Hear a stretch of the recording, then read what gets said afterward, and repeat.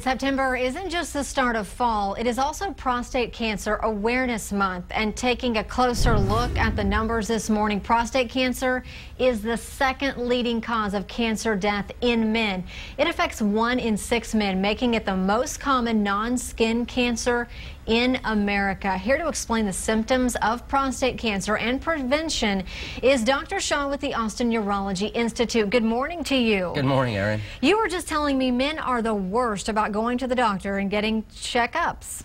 We are bad, and there's two kinds of I guess people I see in my practice. One is that does routine maintenance, just like you do on your car. Get your oil change on a regular basis, that sort of thing. And there's the other group of people who only come in when the car is about to fall apart. Yeah. So I'm trying to encourage guys, don't come in when your body's about to fall apart, but come in on a regular basis, especially after you turn the age of 50 and 55 and beyond. Explain to me what the screening process entails. Really, it's not too much. One is to go see your doctor. The second one is to get something called a PSA test done, and that's a prostate a blood test that's done, so it's very simple to do. The second one is a rectal exam or a digital rectal exam. Are either of these painful? Because you hear that second one, and that could prevent a guy from going to the doctor. Right. It takes about 10 seconds to do a prostate exam. The blood test is simple, and it's the same as any cholesterol test or any other blood test you do. So I think a lot of it's a mental, fear of going to see a doctor or get a prostate exam. But, my message to guys is, once you start turning, past the age of 50, 55 and beyond, you've got to come see your doctor on a regular basis if you want to make sure you have a long, healthy life to come. And the screening should be an annual thing?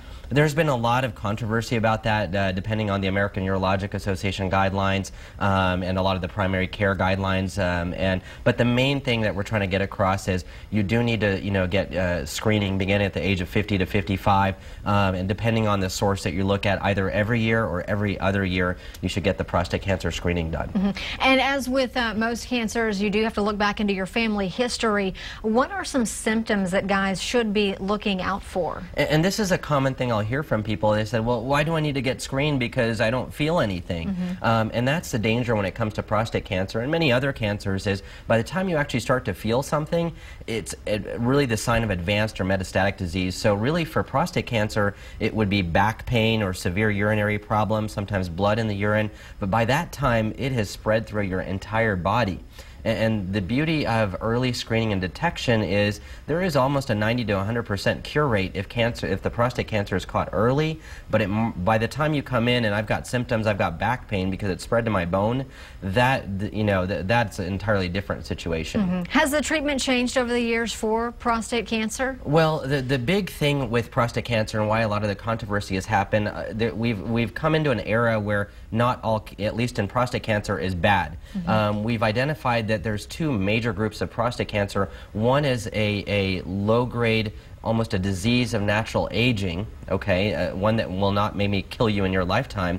There's a second one that's very aggressive that will kill you in your lifetime. And what we're also trying to starting to understand is that each person's prostate cancer is different.